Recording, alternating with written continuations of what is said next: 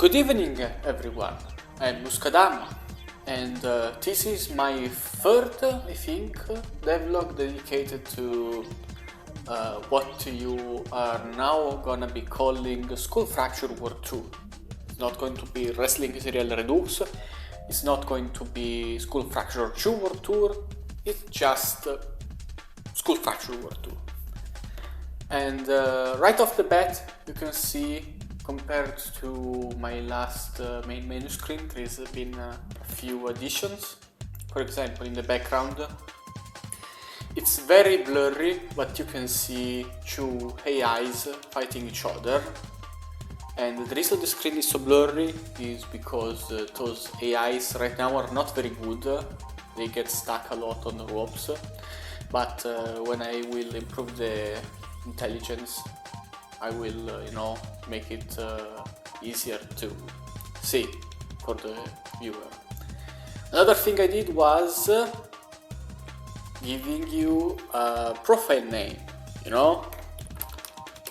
so that when you are going to be playing online, this is what people will see. Your nickname, your profile name, whatever it is. Of course, I also added the win loss record for the line. Right now this do not actually do anything because, of course, I haven't started working on the line yet. One last thing before we proceed to the important stuff. I have replaced the Discord link in the main menu with this one, which is a forum. And where does it lead? It leads here. I really don't like Discord. No, I think I said this in the other video as well. And at the end of the day, I decided that I liked the idea of creating a forum better than creating a Discord. It's going to be less accessible, I imagine, but at the end of the day, I like this better. I simply think this is more interesting way to communicate with people. And of course, I also have a bunch of topic sections, in case you want to talk about stuff. The only two rules are like no spam and nothing illegal, so as long as you follow these rules, I guess you're good to go. But yes, let's get to the more important stuff. As of now, I haven't added any of the sprites for the characters yet, but I've put these sprites to indicate the arenas, the kind of ring ropes you want, and I have made these for the stipulations. So, at least you understand what you are doing when you click on these buttons now. I've also added a new loading screen. Do you like it? Me right now, not really. But I will fix it probably by the next devlog video, so it doesn't matter. I just wanted to put this out there for sure. Alright, now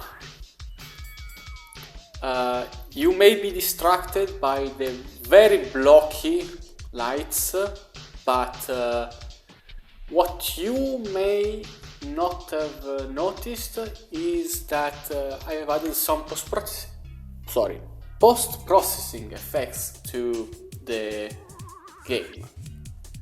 Again, it's not incredibly noticeable, right now they're very light, but if you were to put a screenshot of the game without post-processing and compare it to this, it will look a lot worse, I can promise you. Now, right now I can't show you anything of what I wanted to show you, so give me a second, this will probably be edited out. Alright, now we can show off all the improvements I've made since last time. Well, of course, I can't properly show this one, but I said that there was a bug in the ropes that prevented you from jumping. That's been fixed. Other than that, when you set your round time as infinite and you jump off the ring, so let me use this one maybe. When you jump off the ring, you know, it won't start at 10 minutes and count down as it would regularly. Another thing that I did, you probably noticed that this fellow right here is missing an arm. Again, this hasn't been properly implemented just yet, but some of the characters will have some sort of handicap to make them different from the others. Like for example, Vincent Love can't use one of his arms, and Friendly Fire can't use the kick. And there will be others that have, you know, some sort of limitation in case they may have higher than average statistics. Right now it's a bit bugged, but when you take an upgrade and you start a new round, all the statistics will be reset. The problem is that instead of resetting, in this case, they are adding up. So this means that my character is stronger and faster when it should be just his regular self. Another thing that I have added here, as you can see, is a scoreboard. Of course, like I also have fixed the bug that would allow me otherwise to get the pause menu when a game is over. But yes, you know, you have a scoreboard for the offline games. I don't know what I just did, but apparently I punched. I can find my own mouse, but not a big deal. Hey everyone, Nuskadamo from a very distant future here to tell you that I have forgot to include in the original devlog the most important feature I've added so far. Like not in the game, just in this devlog. I've added critical hits, which means that thank you for, thank you RNG. Basically, sometimes one of your hits will deal slightly bigger damage than usual, and the rate of how often this happens and how much more damage it does compared to like a normal hit all depend on the character stats. So we are like right now at over 30 different variables, I think, and probably not gonna be the end of it. So I think, maybe by the time the game comes out we will have like 50 variables, I don't know. I mean, I'm very excited to explore all the possibilities I have to give variety to these characters.